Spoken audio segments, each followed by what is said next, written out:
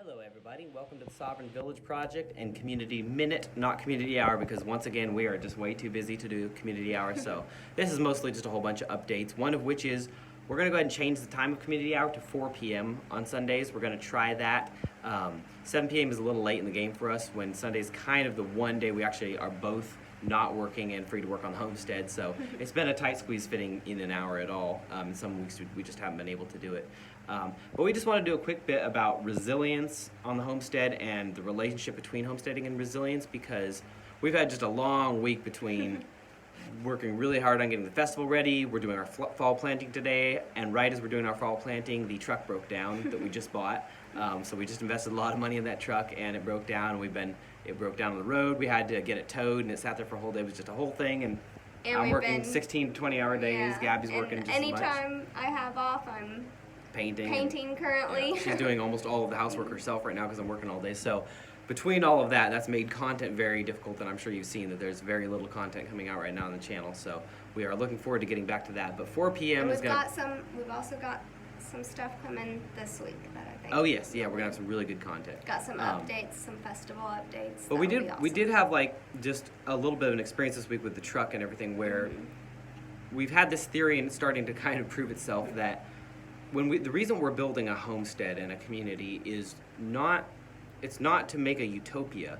It's to make a place to weather the storms. It's a place that when the storms of life happen, somebody gets ill or a car breaks down or financial disaster happens, you lose a job, there's a giant flood that comes through your community like that, like just happened here. When these disasters happen, having strong, true communities and self-sufficiency and homesteads that are self-sufficient, they put you in a position to take these blows and bounce back much more quickly. When you have all of your food taken care of, when your house is paid for, when your property is generating revenue, suddenly a job loss, the loss of a vehicle, things like that, they aren't so devastating, and you're able to get past them quicker and more easily without having to make, you don't have to make desperate decisions. It's not a major setback. And then you can recover and keep building wealth afterwards. And so this is kind of the message we want to get to people our age a lot, is like, get any piece of land, get on it, start living this lifestyle, because then it reverses the trajectory of your life and helps you really be able to take these blows and then keep building after that. You know, the truck breaking down is a huge setback, but we have additional vehicles ready to go, and we're not living in an apartment. We have people that will, if we need, we can fall back on, that will help us out. We were able to get it towed with AAA, but we have a friend here in the community that we serve on the fire department with that has a tow truck. So if I had needed, he would have come and got it. We didn't bother him because he's so busy with the flood response, but that's just an example of how having community around you, building community, and building self-sufficiency on your homestead truly makes you able to weather these storms a whole lot better. And it also makes it so you can help others because you're not in a desperate position anymore. I think it's like when you're not a slave to like instant gratification. I would say that's the big and that's thing what you're that trading has helped us instant weather gratification this. for, is true actual security or some degree of it. But anyway, that was the only serious topic about today. The rest of it is just updates. We do have some festival updates.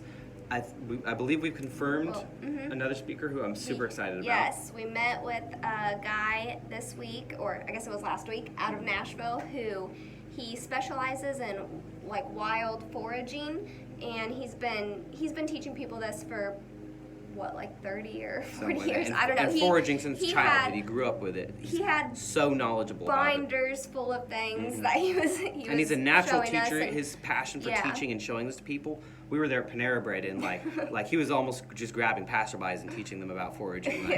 His passion shines through, and his knowledge and expertise shines through. And he's a great teacher. Like he just has this whole different way of teaching foraging that you won't find in any book. So I think you'll really like him. So hopefully this week we'll have some updates about him. And I think you have another. Yes, we haven't confirmed this one, but I'll go ahead and do a little teaser because I think we'll probably confirm this in the next week or so. But we've got a gal who is a teacher, and she teaches for Montessori, and she's also a permaculture practitioner and a homesteader. And we're going to bring her in because she's going to bring a wealth of knowledge for those who, a lot of people right now are transitioning to homeschooling, because if your kid is in a public school, you need to have self-sufficiency in education and in entertainment and in what your child is exposed to. What's happening in schools is really dark and really bad right now in public schools. So I believe it's really crucial for those with children to start the homesteading journey. But she can also shed a lot of light on teaching homesteading and permaculture and gardening to children, because she actually runs a garden out of the school and they feed the community out of it. So she's doing really cool things, and I can't wait till we can actually officially announce her. So we have two awesome speakers we're so excited about. And if there's something that makes you not able to attend the festival, we're going to do our best to produce as much content as we can with these folks. Because these are people we're hoping to pursue kind of long-term, plans with and kind of figure out. Yeah.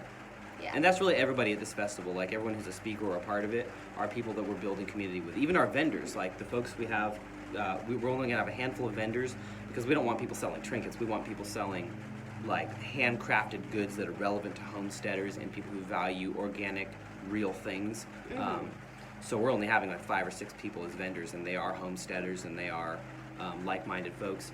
And a lot of times they'll kind of double as they're also going to be doing demonstrations. Or demonstrators. So I know we talked to Cindy about that. So really practical.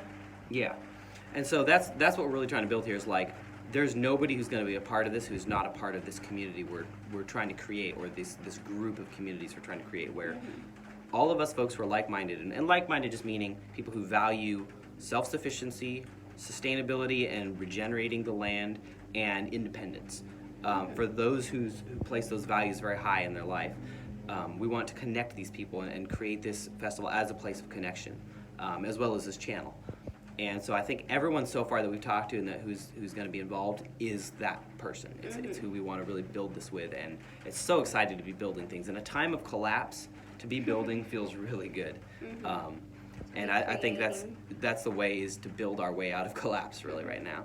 It's our best strategy for survival and for thriving and for resisting too, is just being self-sufficient, being strong. And so that kind of brings it full circle to the whole resiliency. A homestead isn't a utopia. It's a place, it's a shelter in a storm. Yeah. And that's what this has already been for us. And these past couple of years, even though it's been very difficult, we've been fixing and flipping basically our way upwards. And so we're moving constantly. We're always in substandard conditions. But even then, when something happens, an excellent example with this was lockdowns. My income disappeared overnight for a whole year. My whole career, I spent my whole life building. It was gone. But we were fine. We had a community that was ready for it to help us through it, and help me find work. And the homestead allowed me a place to, like, for example, bring in barrels and stuff. I brought in things to resell, and we had the garden to reduce our need for food, really, and so that really cut down the budget. So this is already, and honestly, even our substandard homestead has gotten us through. Yeah. And that's crucial in, like, in a time of viruses and illness. Like, stress is a massive comorbidity. And it gives you like a sense of control when there's other things you can't control that are out of your hands, All right, well, I think that kind of brings our community minute for full circle. We're about 8 minutes here, so hopefully we can actually get a full hour in. I always miss the community hours. I really miss the interactions, but we really have to get that fall crop in. You might be hearing the rain hitting right now. That's why we're in the new barn here. Yeah, we're supposed to get actually a lot more rain, which we're about to get like send your hurricane. Prayers and thoughts to our area, because we already dealt with some pretty devastating floods. So hopefully it's not too localized this time, and I hope you all, if you're on the path of that hurricane coming through, I hope you all are staying safe and heeding the warnings of those around you, and just making the best plan you can for your family, and be prepared. Just prepare now so you don't have to panic later. All right, everybody, I do hope you stay safe, be well, and happy homesteading.